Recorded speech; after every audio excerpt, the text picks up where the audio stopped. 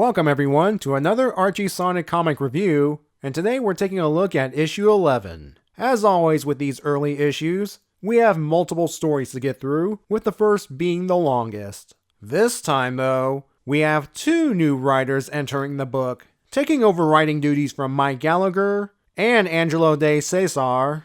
I think that's how it's pronounced, I'm not sure. Is Mike Kantorovich. Yeah, another Mike. And chances are I'll be mispronouncing his last name in the future. What is it with these names? So I'll occasionally call him Mike K. Also making his debut as Mike K's writing partner is one Ken Penders. That's right, Penders began his tenure with this very issue. So let's go ahead and see how this writing duo handled their debut issue. We begin with the Freedom Fighters witnessing Robotnik polluting the river with toxic slop. Sonic's not with them as he's on the other side of Mobius dealing with Scratch and Grounder. Sally contacts him using a wristwatch, and she tells them to rendezvous with them pronto. While you're at it, Sonic, why don't you give that wristwatch back to Dick Tracy so he can track down Pruneface? Sonic decides to take a shortcut using the Cosmic Interstate, a secret zone that has paths to multiple exits, though it helps to know where you're going. Eventually, Sonic gets off and arrives at what appears to be Mobius. However, when entering the Great Forest, instead of finding Freedom HQ, there's a tall building. A vet clinic to be precise. Inside, Sonic finds little critters being taken care of by Dr. Robotnik. And by taken care of, we mean actual medical assistance, healing wounds and all that. And if that wasn't shocking enough, Robotnik and the animals team up to attack Sonic. The Hedgehog bails, and we soon learn why Robotnik and the animals acted the way they did, as he crashes into a version of himself wearing a leather jacket, boots, and glasses. The two run around in circles until Sonic brings up traveling on the Cosmic Interstate. Upon hearing this, Leather Jacket Sonic decides to explain the situation using this conveniently placed chalkboard. While Sonic was traveling on the Cosmic Interstate, he crossed an imaginary line and entered a universe where good is bad and vice versa. In this reverse universe, the Freedom Fighters are against freedom and terrorize Mobius, while Dr. Robotnik does his best to undo all the damage they've done through his Tower of Healing. Leather Jacket Sonic, how would you know all of this? Have you had experience traveling along the Cosmic Interstate before?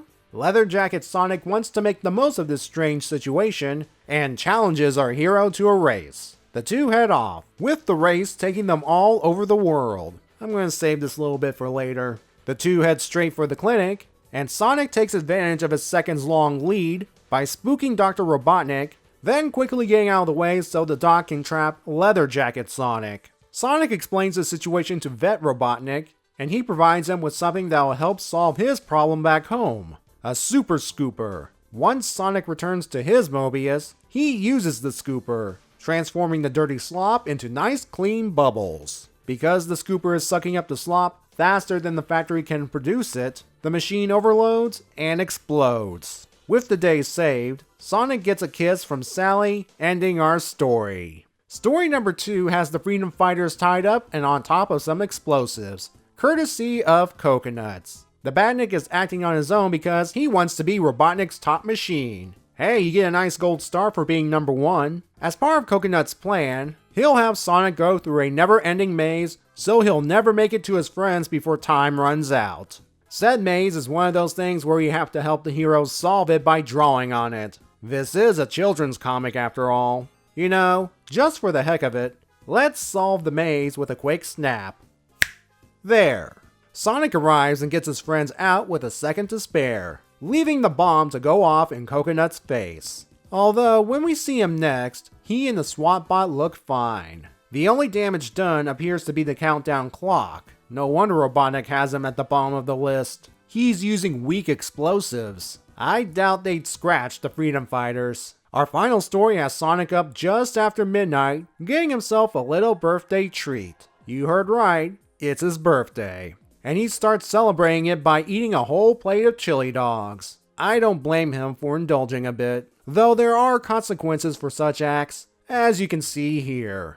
Despite being overstuffed, he makes it back to bed and falls asleep. He dreams about himself and his world, except that the occupants are food items. For instance, Sonic is a chili dog, and when he meets up with Sally, you can see she's a vanilla ice cream cone. They watch a cooking infomercial starring Robot Burger, and he's about to deep fry poor Tails the French fries. Sonic zooms towards Bergtropolis to rescue his side dish sidekick, only to trip on a banana peel courtesy of a normal-looking Coconuts. Yeah, this is definitely a dream if Coconuts is actually showing competence. Did I say dream? I meant nightmare. Sonic is on his way to be grilled, and there's nothing he can do to escape.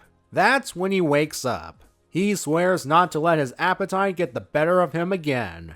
That's when Sally and Tails arrive with a birthday present for Sonic, a plate of chili dogs. He considers passing on it, but then decides, screw it, it's his birthday, and he'll dine if he wants to.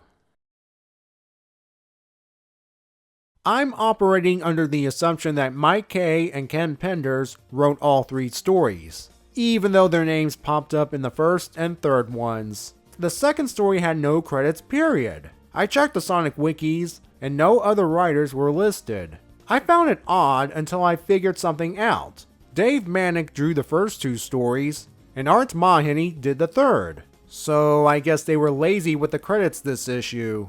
As for the writing, Mike and Ken kept the goofier tone that was already established. Although, I believe seeds have been planted for the comic's eventual tonal shift, particularly in Story 3. While it is the wackiest with its food-based characters, remember, this was all a bad dream, and in dreams, anything is possible. There was nothing strange in the real-world segments, unless you count Sonic eating a whole plate of chili dogs before heading to bed. Believe it or not, what Sonic did in Story 3 can actually happen in real life.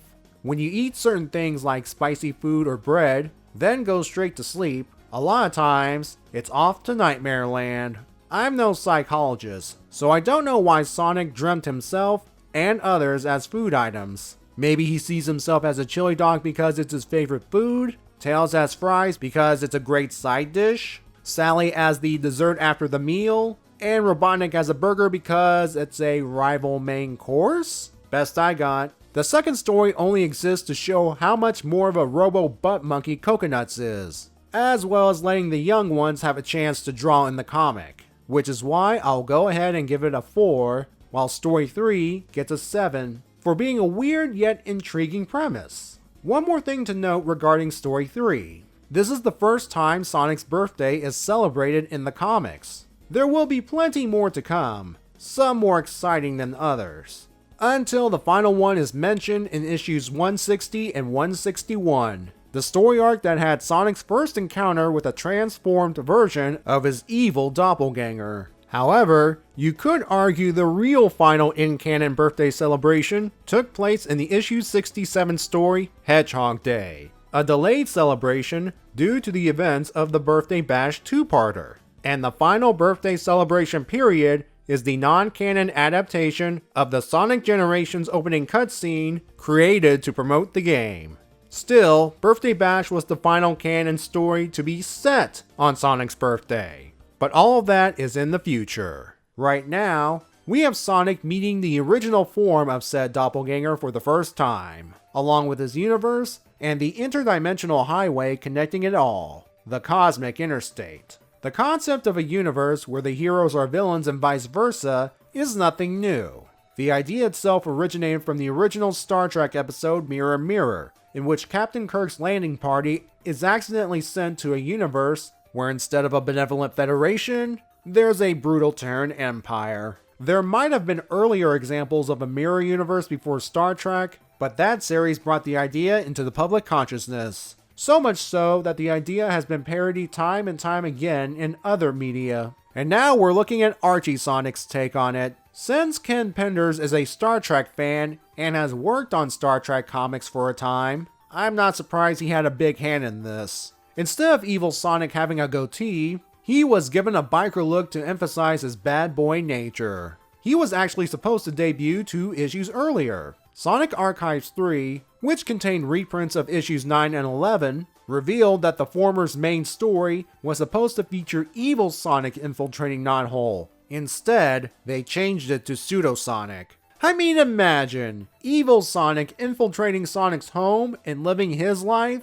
That would be ridiculous. Anyway, Sonic could have avoided all of this by zooming across the planet like he did in his race with evil Sonic. There were stakes after all, but if he did that, we wouldn't have a plot, and Sonic would never have gotten the Super Scooper from Robotnik's good counterpart. Ultimately, the reason Sonic ended up in the evil, reverse universe in the first place is because interdimensional cops guided him there, but that won't be revealed until much later. Still, I think this is one of the cases where the goofy tone worked against this story. Imagine this. Instead of Sonic knowing about the Cosmic Interstate, he could have stumbled onto it by accident and winded up in the reverse universe. He would encounter and actually get captured by good Robotnik. Then evil Sonic attacks, and this convinces good Robotnik that the Sonic he captured was from somewhere else. Still being a scientist, Robotnik would be the one to explain the Cosmic Interstate and would agree to help Sonic get home if he can take care of evil Sonic. Sonic and evil Sonic would then meet, then race like they did in the actual story, and evil Sonic would wind up in Robotnik's net. Good Robotnik would help Sonic get home, and would also give him the Super Scooper as additional thanks. What we got instead is evil Sonic being the one to explain dimensional travel, and he races Sonic because it's something exciting for a change. This won't be the last time evil Sonic's boredom drives the plot. I'm giving this story a 6. I felt like this story could have been more, and I think I understand why the comic eventually started to get serious. Anyway, thank you for joining me, and have a good day, everyone.